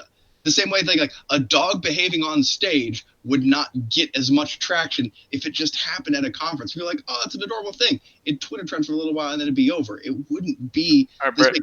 And it's not even that I'm saying it wouldn't. That's not even the leg I'm standing on. The thing I'm trying to point out to you here is you can say like, yeah, you can have the same effect somewhere else, piggybacking on the news trend that E3 is bringing up. Sure, okay. But that's still piggybacking on the back of the trend that E3 is kicking up, isn't it? But I'm not saying that at all. I'm saying they could have generated that same amount of hype for each individual thing on their own. Then, that even if, like, obviously, like, you could having them all together, all these 3 things happening back to back kind of makes it, like, amplifies it. But you could still have the same individual impact that they would have had if they were on their own. Understand? That's what I'm trying to say. Because you don't need journalists to disseminate this information for people anymore. You could just give it to them directly now. That's what I'm trying to say here. And that is a huge hypothetical. There is no way for me to argue that is the problem. You're saying that I'm saying I'm giving you direct proof of the reach and impact something at E3. But I'm not giving you hypothetical. I'm telling you the truth. Think about it. Think about this. No, you're saying hypothetically. No, I'm not. No, I'm not. Look how much traffic Sony got. I'm going years back now when they had their own conference for PlayStation 4, huge amount of buzz. Even that shitty Microsoft one, huge amount of buzz. They didn't need E3 for that, you know. Can I drop the mic? Go ahead, bro. Dropping mic. Let me pick it up. TV, sports. Yeah, that shit's been a meme for fucking almost a decade. And now. That was not E3. That shit wasn't even E3. Exactly. But then that was the reveal of a new console. God damn it, Brian. That itself is an event. It was also E3 time. Not the Sony one. That was in February, you know. And that was Sony huge. wasn't TV. No, Sony. Well, Sony didn't. That was a fuck month up. before E3. Yeah. No, Yeah, TV was a month before like E3. 2 months. Okay. Yeah, Sony was like 3 months beforehand. But they were still big events in and of themselves. They were new console released. Like literally just said, hey, we're going to talk about our new console. Like that's when people perk up and listen. Well, I just said like, hey, well, you're making these games. Like you're making Tony's point because they announced Scarlet this in this press conference, so they could have announced it in any other. Technically, they announced it last year. Scarlet? Yeah, they did. Yeah, they said they called it the new console. Yeah. Yeah. Oh, so they said the new console. Yeah, they said the new means console. It's unveiled? Yeah, and this time they said Scarlet. They didn't give the project name. Yeah. Mm-hmm. Yeah. Anyway, go ahead, Brett. Last thing because we're going in circles now. Okay, let's try and be empirical about this. Astral Chains. It was not announced. It was announced before E3, right? Yeah, it was during Nintendo Direct, I believe. Yep. Okay, how much buzz did it generate then versus how much buzz did it generate over E3? I'm sorry, I got a second mic drop. I'm sorry. Yo, by the way, you didn't even wait. Did you mic drop, Carlos? Yeah, you did. Yeah, TV. Brian refuted it pretty hard. Brian busted out his bullshit, and you know. Carlos, I consider that a mic drop. Anyway, go ahead, Brett. Astral Chain. I bust out the facts, Carlos. Damn, throw down. I just told you how to crunch the numbers on the math. Look at the trending tweets and look at the data for Astral Chain. Actually, I'm about to drop that. Actually, I'm not dropping any mic, but Brett. I gotta say this. I got homework for Brett. Brett. Yo. The Death Stranding trailer on the PlayStation YouTube channel, the unveiling has over 5 million views on YouTube. Mic drop. It's irrelevant. It's 7 million views on YouTube. The Death Stranding. How many of those were linked through from aggregate sites reporting on E3? What? When you click a YouTube video on a site that is linked, if I'm on a journalist site and I do a click through to a YouTube video, most likely that to YouTube. Do you even know what I'm gonna ask? Okay, go ahead.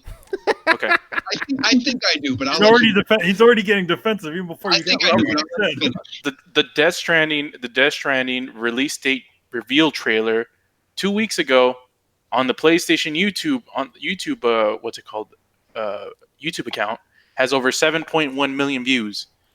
That's not E3. So get me a video that was during E3 that has close to those numbers. I double dog dare you. Yeah. And Brett, to answer your question, that Astral Chain was shown at a Nintendo Direct. It would have gotten the same amount of buzz. I'm telling you right now. It was shown at a Nintendo Direct before E3. No, and during this E3 too. You're talking about the second reveal, right? Shown. Exactly. Yeah, see how much it was tweeted about last month, the first time it was announced, which should have gotten bigger buzz, and then see how much it was tweeted about at E3. To be fair, the first time they showed it, I guarantee you the E3 numbers are going to be higher because of the E3 exposure. If the numbers are higher at E3, you tell me why that would be. I'm going to tell you right now because they showed more gameplay of it. That's why during that trailer, the first time they revealed it, was just a little bit. They're going to show more gameplay of it unless you were watching it. What do you? Of course, I'm going to watch it, dude. You saw how much shit is there, and rewatch it. Yeah. Okay, but that's what we're talking about, though, is the amount of people that we've gotten to click videos. Essentially, that's been the basis of this entire argument. So, of course. I don't even understand your question anymore. Wait, no, you're the one asking the question. I'm answering it. You're the one asking the questions, bro. Okay. You know? So let's slow down and walk through this then.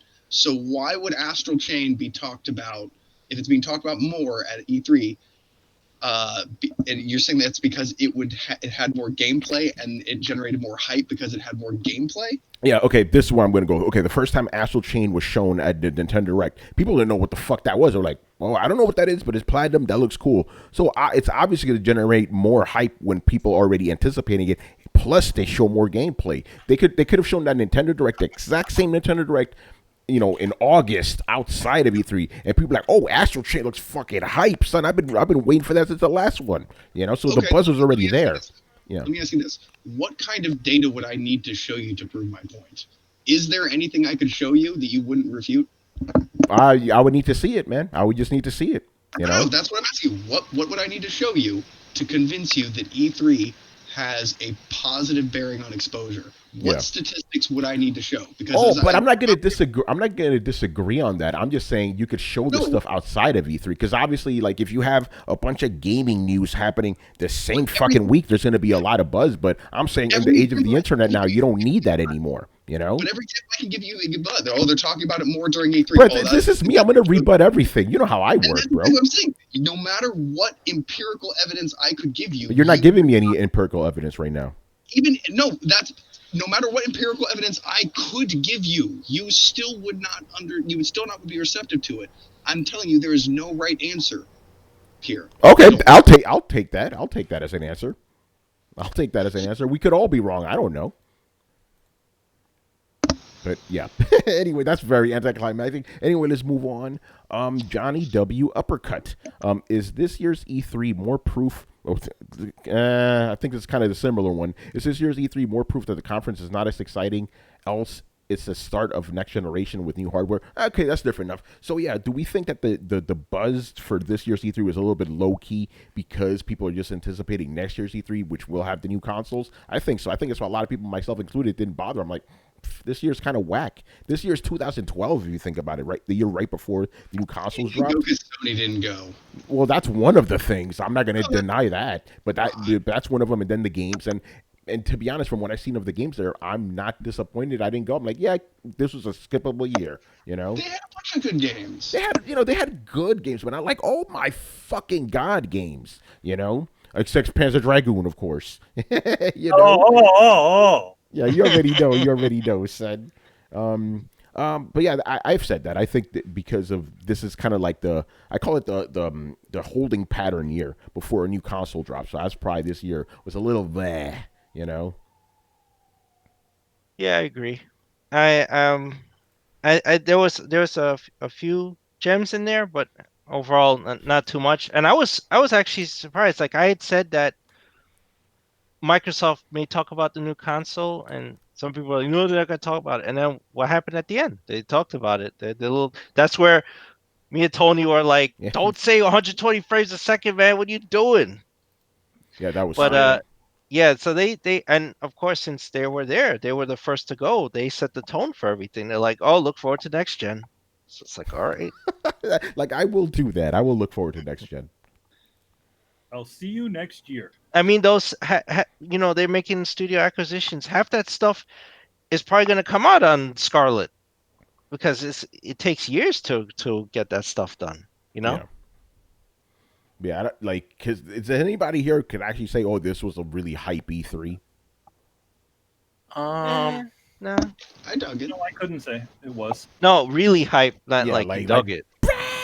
Yeah, that. Yeah. Honestly, those are few and far between, and even this game-wise is probably going to be the best year that we have for the next few years. I mean, the first couple years of a launch are pretty fucking sparse. We'll all be excited about the system and maybe one or two launch titles, but you're telling me there's not one or two titles in here that you're pretty fucking stoked about? Oh no, there's one or two, but not like we can't do like a top 10 where you think you'll be able to do a top 10 the year the PS5 releases? We'll have 5 games. No, you won't. No, Brett, I agree with you. I mean, I had a top 10 last year. Yeah, next year is going to be interesting because it's a new console one, not because of the games. Last year was the peak year. Of course, we had a top 10. Yeah, last year was the point in the cycle when you get all the good games. We knew that last year, but I'm saying in the grand scheme of things, there were probably at least 5 to 10 games that I want to try, and that's pretty good for an E3. Well, I mean, that's not saying much. I mean, they're gonna show. They're gonna show Gears. They're gonna show Doom. Yeah, we'll it's like see. they're like so next year. You think you'll say there are 5 to 10 games that I want to play? You think you're gonna say? Yeah, yeah. They'll show. I don't even think last year there was 5 to 10 games that you were interested in playing, right? Shit, there's one game that they didn't show that I'm waiting for. Is that RTS? That Gears RTS, man. I was hyped when they first announced it. PC or not, I want to play it. And I mean, you like RTS? I do. Some of them, not all of them. But I like some of them. You only like the one that have Gears on them. I like the XCOM. XCOM is fun. Yeah, XCOM is the shit. Well, I mean, Adam did play Syndicate back in the day, so. Syndicate's another one. The original Syndicate, not the other bullshit Microsoft came out with. Are you looking forward to that Command and Conquer mobile game? No. You had to bring the room down. But you always know how to. You're a Debbie Downer. Stop bringing up fucked up shit like that, Carlos. We're gonna have to cover more stuff. It's my favorite part about XCOM. I guarantee you have some great stories. By the way, Brett, next year they're probably gonna show off maybe Breath of the Wild. You never know. It's gonna be a while off. So the year after next, I'll probably get real stoked about it. Next year is going to be kind of a dry year. There's going to be a few launch games that I'm really excited about, but launch games are usually pretty safe games. I do not think so, man. They're going to show Halo Infinite. They're going to show some other shit. Gears 6. Oh, shit. I want to answer this question right now, man. GZDR asks, will GameStop be around next E3 to take pre-orders? It's a console pre-orders. Name. I was thinking about this. See, he brings up a good point. I was thinking about it. It'll probably be under a different name. No, but they might not be even selling games at that point. Yeah, maybe it might be completely different. Yeah, exactly. Funko Pops, stop. Oh, there's an easy way to save money for them. What happened, Brett? I said they'll still take pre-orders. Pre-orders are zero inventory. Yeah. Oh shit. You don't have to hold stock on shit though. You're going to see GameStop pretty much not having used games. Probably, I could see them turning into a toy store that does game pre-orders, and have maybe 5 copies of whatever laying on the shelf. To turn into a gamer lifestyle fucking store. Oh my god. I mean, they already kind of have. Yeah. They need to leave malls. The rent in malls is ridiculous. Mm-hmm. If they leave that and they just stick to the outside areas, I think they could last. Just close all the mall stores. They really need to lower their use. They need to go back to the original model where they were paying more for games and selling them for less. And I realize that's a hard buy for the stockholders, but the current way, and this is somebody who believes in trading in and recycling games and everything like that. Like the system is broken; it doesn't work anymore. Like, yeah, I can get $5 for this, so you can sell it for $5 under what a new game is. Nobody wants to buy this. I don't want to sell it. I bring you a stack of games. You give me $12. Fuck yourself. Like, I remember the heyday when you could take in 1 or 2 games and get a new game. Y'all remember those days? Oh yeah, I remember. Yeah. I remember using 10 games, and then you can get a console. What's that? 10 games. Yeah, dude, I used to be able to bring in my old console and like 5-6 games, and maybe up to 10, and walk out with a new console, several new controllers, and a half dozen new games. That's how I got my PlayStation. Yo, Barry Burns says, I don't know if this joke is going to work verbalized, but I'll try it. GameStop is going to come full circle from Funko Land, one word, to Funko Land, to Funko with a K Land. Man, brutal. Yeah. I missed the Funko Land model though. That was a great business model. It worked. Yeah, it did. All right. Yeah, go ahead. Did you work there by any chance? No, just software, etc. Yeah. Oh, okay. See, this is before they all the different game stores combined into one super game named GameStop. Because there was Funko Land, there was Software, etc. Electronic Boutique. Yeah, Electronic Boutique. Mm-hmm. Yeah. Mm-hmm. Next question. This might be a little controversial one. What are your thoughts about game journalists complaining about the sensitive nature of the latest Call of Duty gameplay story?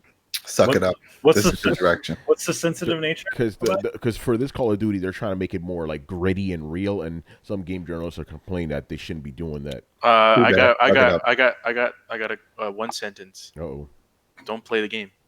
That's it. Right. They need to cut the bullshit. As a game journalist, they have no choice. They have to play the game. Yeah, they have a choice. They have a choice to bitch, and they also have a choice to not play the game. So Damn. if you're gonna do both, do both. I mean, this is it. There's only two directions the franchise can go. They already went the far right of just going over Michael the top Bay, beyond space and shit. So the only other direction is to make it more realistic, and that's where they're going. They're like, all right, we're cutting out all the crazy over the top shit. Essentially, go back to the roots of the title, though. I mean, That's it. That's what the thing was supposed to be. It wasn't supposed to be a Michael Bay. It was supposed to be like, you know, what was it? Modern Warfare was like the future of what warfare would be like. Yeah. Okay, It was still to the point where it made sort of sense. They started showing drones and things and stuff like that. So I'm guessing that's what they're doing. They're trying to go a little bit. Try to touch on things that currently. And also it's supposed to be like real world choices. Like you could shoot civilians. You know, you could shoot somebody. Maybe they're a threat. Maybe they're not. It's up to you to decide. You can do that in Fallout. I don't think that this is going back to its roots, though. No, I don't know this is going in a real Warfare, yeah. They're literally using a name of the title of the game that they used before. Yeah.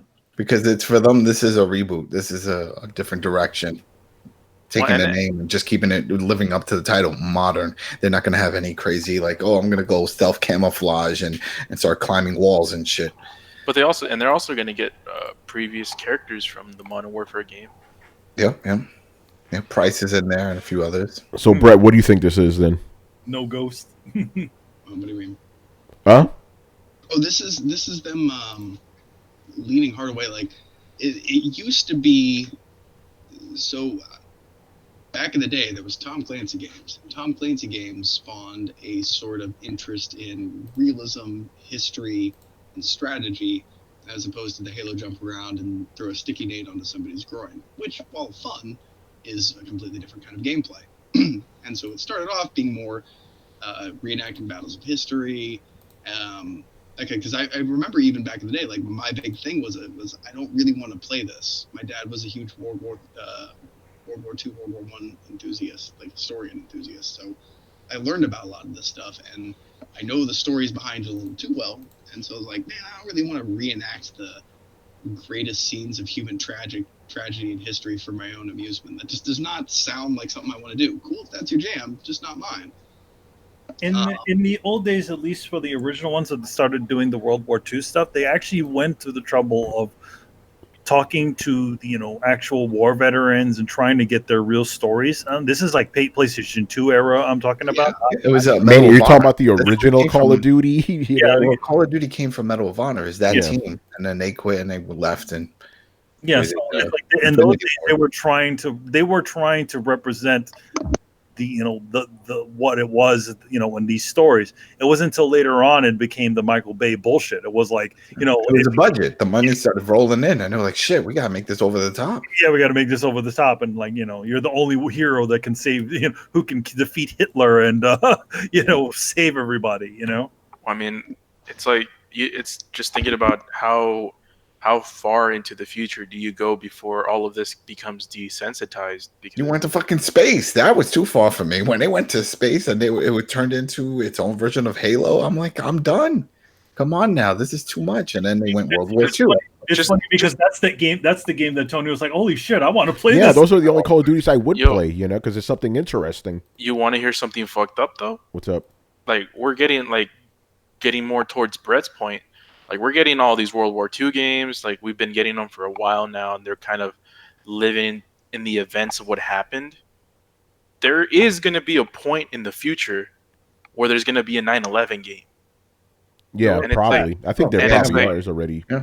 And, like, if you think about it, like, right now, like, if you ask any of us, it's like, would you want to play a 9/11 game? I fucking wouldn't. A lot of these games have, but they've added it within the story. They haven't taken place there because there was actually no combat done during 9/11, at least not on at the site. But they do make reference to it. They're like, all right, we're over here. Remember what they did at our home soil and blah blah blah. So it gets mentioned. But it's like you want to know something ironic on this point is that Medal of Honor Rising Sun at the time broke records for its sales in Japan. Oh, really? Think about what that was. Think about that for a second. Like, a game where you step into the shoes of foreign invaders that possibly murdered somebody or somebody who knows family, sold record-breaking numbers. That baffles me. Does that baffle anybody else, or am I just the weird one here? No, and also because that's a first-person shooting game. Japanese don't really like those. At least they didn't back then. You know, it's not even that part. So it's two things going for it, Brett. It's like they're essentially playing as foreign invaders that killed people they probably, the grandparents of people they know, and it's a first-person shooting game. So it's two weird things in one. You know. Mm-hmm. Yeah, it's interesting, man. I remember when for the 360 era.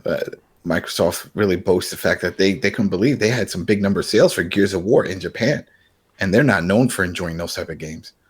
So that was a big deal for them, and it's a shooter. Yeah. All right. Moving on. Okay, this is interesting. We have the return of somebody, one of our biggest fans who also doesn't like us very much. Mr. Damien is back, people. Oh shit! And grave. Yeah, because he's not asking us any E3 questions, but because Damien hasn't asked us questions in a long time, I will allow it. Even though his first question here is digging at us, but it's like the panel, right? Okay, so first question: why is the gaming community so negative, including you guys? If you don't like something, just say that's not my thing. It seems hardcore gamers have to rip things apart and spend more time doing that than speaking about the hobby, this as a hobby, which is supposed to be fun. So he just wants to know why people are so negative, I don't know. By the way, I need to everybody started talking at the same time. Manny, you go first. First thing I want to add, I think this must be a change of nature for you, Damien, because this is very interesting coming from you. First, yeah, no, it's not that much of a change, Manny, because he still threw us under the bus. But anyway, go ahead. But yeah, all right. I'm going to say this, Damien. I mean, everybody out there has their little their likes to belong to a group. You obviously belong to the Xbox grouping, and there's people that belong to PlayStation, and they like to sort of tout their love and scream it to the world about their love for their group and push this sort of "I'm better than you" thing. This happens all the damn time. But I mean, obviously there are people out there who also have the other side of the thing where they believe that they have every single game. Like, I want to say, like guys like Adam, guys like a lot of us on the show who just like games in general. Adam's was is considered one of the biggest Xbox fans in this panel, right? But at the same time, he's not at the same as much as he likes Microsoft and Xbox and stuff like that. He's like, if the game started to suck, when the game started not working for him, he decided, you know what, I'm going to go here now because I want to play games. I don't want to just stop because they're not doing what I want them to do. Yeah, that's it. And also go back when they make the games I want. That's yeah, exactly. Go ahead. I think that's only partially right. To throw the rest of the panel under the bus, I can say from my experience with Fallout 76 and Sea of Thieves, people do fucking attack you for enjoying a game. Whether or not you guys like to admit it, you guys rode me so fucking hard. It's the difference between roasting you and attacking you, bro. You're like, this is the best video game since Mario. Oh my god! You're doing it now. All right, I'll wait. No, go ahead, Brett. All right, cool.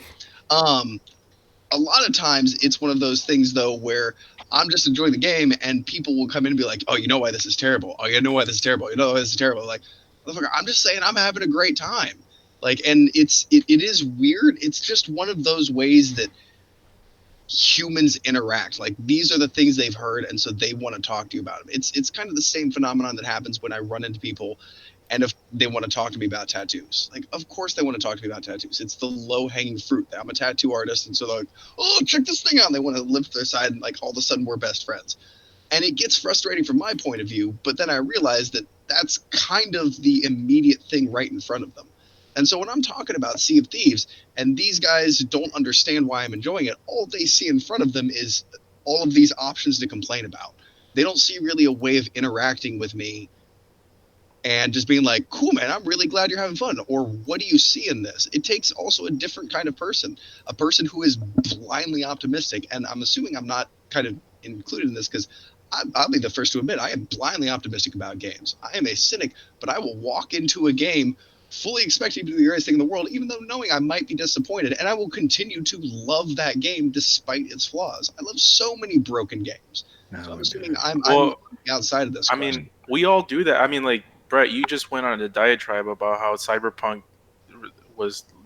wasn't as expiring as you thought it would, and Brian almost shed a tear up because of that. Well, that's because we're talking about it on a podcast. That was the other part. Like, we do it because we're on a podcast. We do it because we're talking about both sides of a point instead of just shouting what we love from the rooftops. And by the way, we love fucking with each other too. It's like that's part of the fun, you know. Yeah, and so when I'm saying like these guys are razzing me about liking these games, I'm not saying like they're doing it to be dicks. They're doing it because first of all, that's how a lot of guys interact with each other, is to just give each other shit. Second of all, it's just kind of the thing right in front of you. It's the low-hanging fruit, and it's just going to be the way that people interact with it.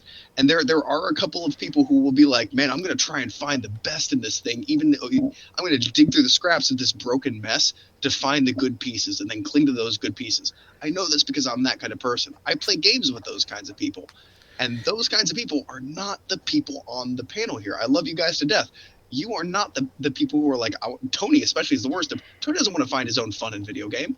Like I spent, it's true. Me and my buddy Morgan spent an entire night throwing shovels at a guy's head like javelins in a impromptu game of horse while playing Far Cry, because we had discovered that while multiplaying, if you let the guy get to the very end of a dialogue tree and then hit him in the head with a shovel, he fell down, swore, stood back up, and then started the dialogue tree from the very beginning again.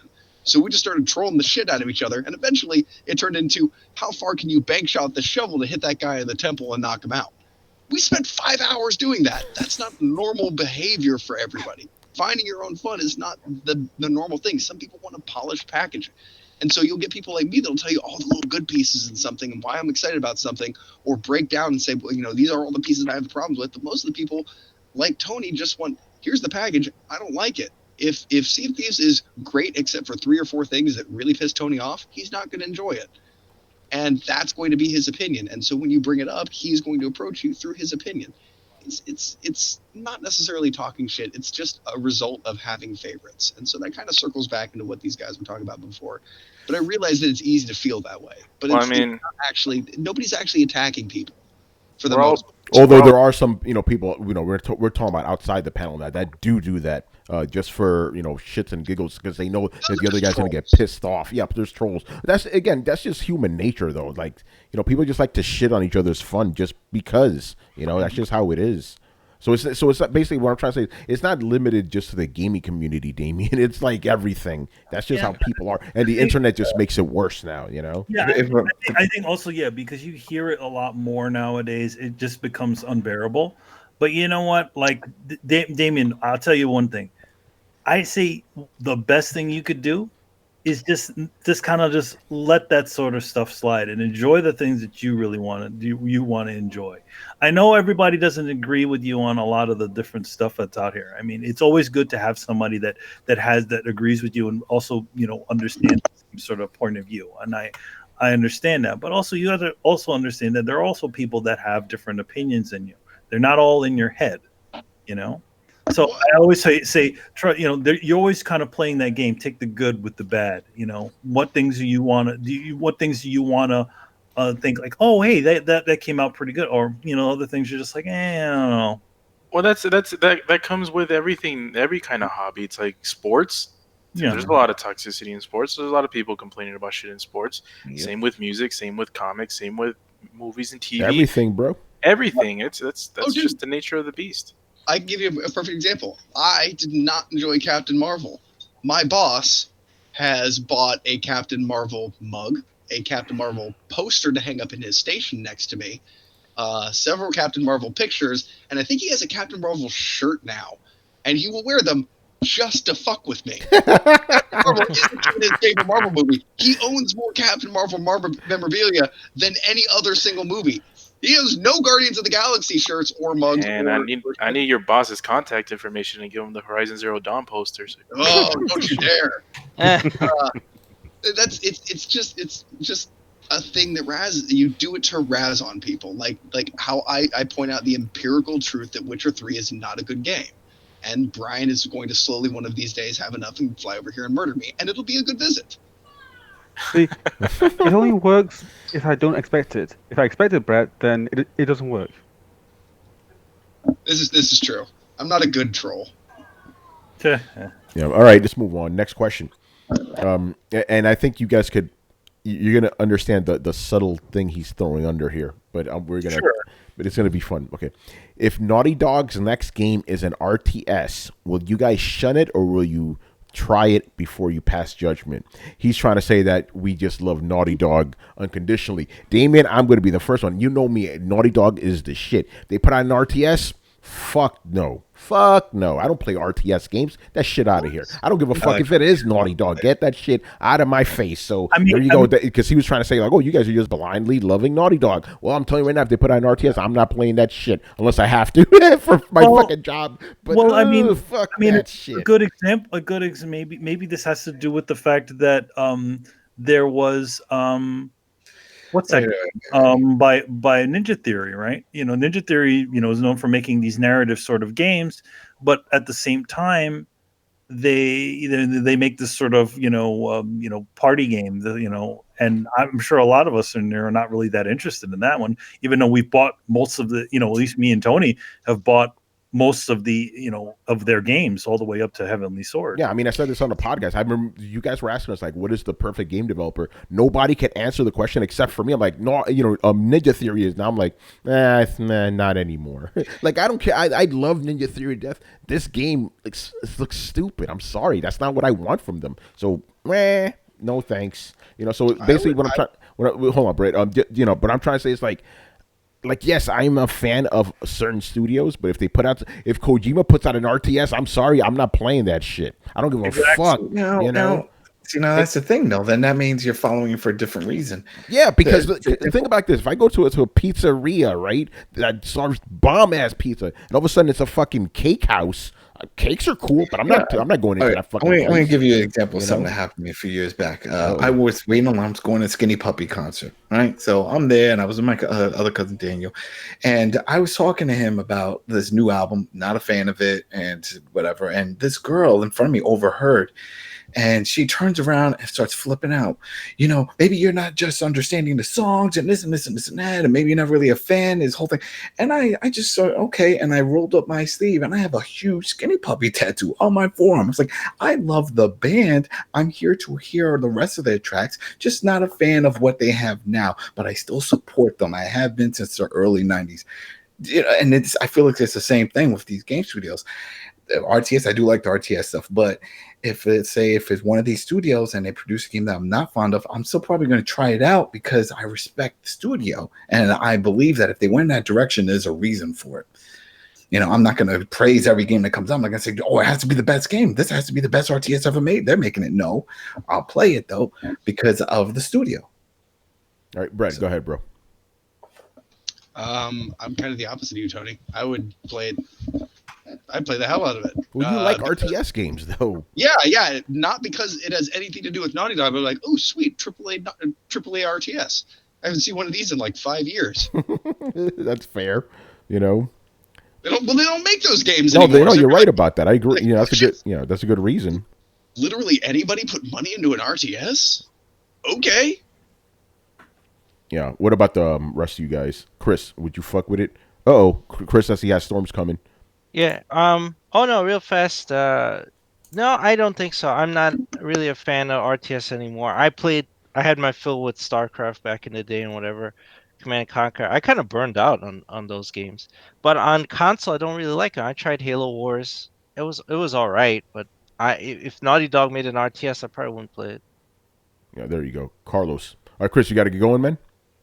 No, I mean, if I dip, it's because my power went out. Gotcha. All right. Okay, cool. Carlos, go ahead. Copy and paste Chris's answer to mine. It's pretty much the same thing. Yeah. Brian, I want to hear your answer because you're not really a fan of Naughty Dog, and I've never heard you talk about RTS games. Oh, wow. You pretty much read my mind. Nope. I have no interest. RTS games, don't play them. And Naughty Dog, I don't think that they could do an RTS game well. So it's just not their style of game. I agree with that. So, Yeah. Manny, you won already, right? What style of game? Not really. No, okay, go ahead. But to be honest, yeah, I don't think I would play an RTS game by Naughty Dog. But hey, I did play a fighting game by by Naughty Dog. Hey, man. Yeah. Anyway, Brett, finish it out, man. I think he's talking right now, but he's muted. Yep. Whose style of game is RTSs? What happened? Brian said RTSs aren't Naughty Dog's style of game. I said, but whose style of game are they? Oh, Blizzard, I'd say for one. Maybe Larian Studios, as you can see the RTS impact in Original Sin. Who are the guys that do Interplay? Massacre? Bring it back to Interplay. Sierra. Oh god, how many of those are still around though? Sierra's gone. Larian is. No, Interplay. the guys that do Divinity. Yeah, that's Larian. Yeah, they're still around. Yeah, they're Blizzard's still around. still Still around, yeah. So yeah, I can see, but although I don't know. StarCraft 2 kind of shit the bed a little bit. Bethesda, I think. Wait, what? Wow! I mean, that's fine. I'm charging $180 for what turns out to finally be one game. I mean, it's for the campaigns, yeah, but they're just the actual game, the multiplayer part was all there. Well, I know. That's what I'm saying. Like, why would you break it up like that? Like, why just give me the three fucking campaigns instead of just having me have to have fucking season passes to play with multiplayer? You get cheap, greedy sons of bitches. Oh man! All right. Last question. I think we've kind of answered this one before. Well, not really answered. We just talked about the subject, but we could bring it up again because it's relevant. Do you think the tariff changes Trump is putting in place will have an effect on the prices of the new consoles since they are made in China? They could, if it's still going on during that time when it's time to ship them. Hey, maybe Michael Pachter is right. They will cost $800. You know. Well, I would think that they would figure out some sort of alternative way to do it. I mean, Payment plans. I mean, to be honest, like I know that Nintendo, to get around a bunch of those sorts of charges, they actually did put a factory here that they put together their consoles here in the States, as opposed to shipping full-on products over. You know what I mean? Yeah. Chris, go ahead. It's certainly possible. I mean, if the tariffs are high enough and they decide to pass the cost off in manufacturing and shipping them over, then yeah, Microsoft and Sony aren't going to eat that cost, so we're going to eat it. But that's a fine line to draw, because if they raise the prices because of that, then they're going to lose sales, right? So it's like, what what do you do in that instance? I don't have the answer, but I just think that would suck it more for Microsoft, Sony, and Nintendo than us, because if you're like, nah, the barrier's too high, I'm not going to pay for this, then they lose sales, so they lose money on it. Mm-hmm. Damn. All right. Anybody else? Because I'm not a fucking economist like all day digital. Man. Of course it will. Raise material costs of rare earth metals, and that's going to be passed along to the consumer. I mean, it would expedite the process of going digital completely for most people. Mm-hmm. And I'm sure streaming? they'll mention it too. Yeah, they're gonna stream. Is that what you mean, Carlos? Streaming? Streaming and buying the games digitally. Because would the tariffs even affect digital sales? Because nothing's being manufactured there. That would be it. That's a different type of tariff. That's a digital sales purchase tariff. So that would be different. But when it comes just to hardware, but I think they would probably have to announce it. So let's say if this whole issue with the tariffs is still going on during release, they'll probably say, hey, originally this was going to be cheaper, but due to the current tariff situation, we have to cover the costs, and this is the pricing. And if you have an issue, call your local congressman and make a statement. So I could see something like that. I think they just eat it the first generation, and then they'd silently make changes to make it cheaper. You might see another Red Ring scenario. Oh shit! It's too bad. But like, I think they would start skipping on innards.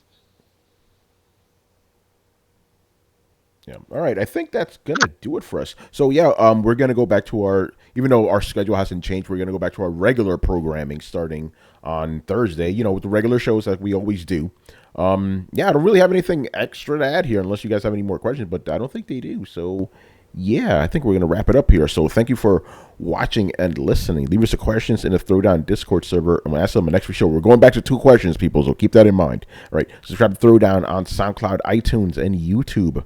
Follow us on Twitch, Twitter, and Facebook at Throwdown Show. Links are located in the description below. Once again, our show is Tony Polanco. International by Emilio Lopez. See you later, guys. Yo, by the way, Chris just fucked me up right now because he texted me like, what the fuck? Carlos Romero. Hater people. Brett Murdoch. It's been real. Adam Vale. Have a good week, everyone. And Brian Manjoma. Apparently, Twitch thoughts are mad that there are girls dancing now. Yep. How funny. Oh, man. All right, guys. We'll see you on Thursday later. Later, guys. Peace. Later.